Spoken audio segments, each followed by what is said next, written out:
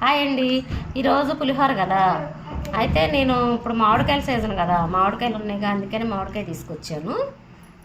మామిడికాయ పులిహోర ఈరోజు అంటే మామూలు ఎప్పుడు నిమ్మకాయ చేస్తాము, చింతపండు అయితే అసలు వాడను. దీన్ని మనం కొంచెం తురివేసుకుని, ఇదిగండి తురివేసేసాను, లాగేసాను, దీంతో పేలాతో లాగేసాను. ఇది శుభ్రంగా ఇలా తీసేసుకోవాలి మనం.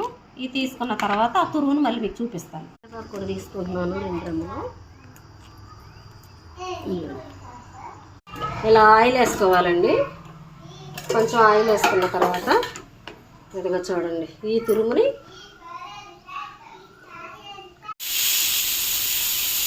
అదిగండి అలా వేసుకోవాలి బాండీలో.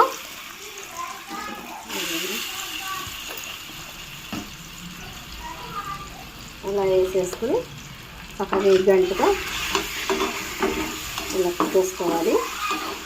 ఇంకా చూడండి ఇలా వస్తుంది, పసుపు సాల్ట్ వేసాము, ఇలా వస్తుందండి. దీన్ని మనం చక్కగా అయిగోండి రైస్లో వేసుకుని మొత్తం కలిగి పెట్టుకుంటాం. పులిహోర రెడీ అయిందండి, మా పిల్లలకి పెడుతున్నాను. పప్పు టమాటా ఉంది, పప్పు టమాటా పులిహోర బాగుందా? వెరీ గుడ్, తినండి.